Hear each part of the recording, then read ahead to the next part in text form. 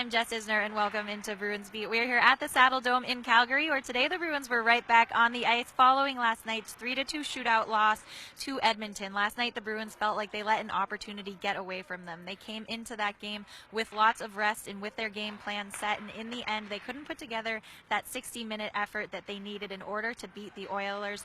But as David Krejci said following the game, they still have the opportunity to take 5 of 6 points from this road trip, and that is now where their focus lies. We're always talking about being a consistent team.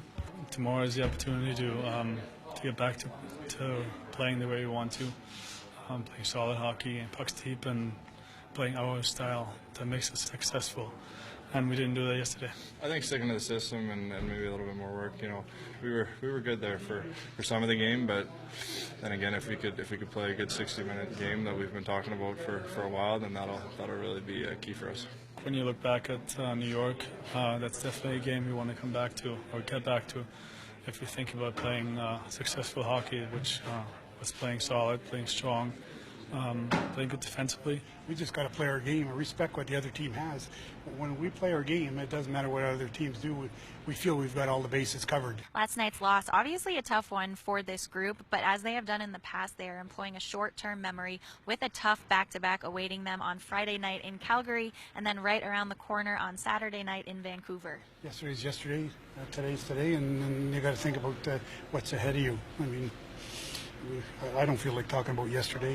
I feel like talking about what we need to do here, and we need to be better. Well, it started with the practice today. I thought we had really good practice.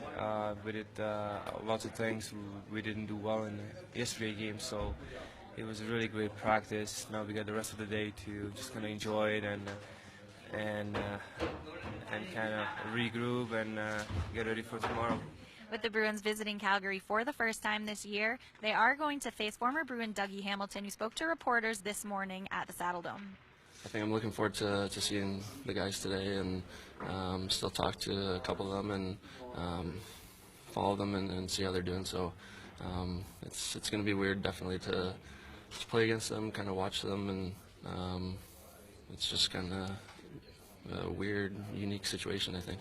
Everything's been really, really fun. Everything really good so far. I think with the people around here, everyone's nice, and unfortunately we haven't been winning as much as we would like, so makes it a little tough. But other than that, everything's good. Just a couple of notes on this morning's skate. We did see some lines that were a bit different from what the Bruins started out with.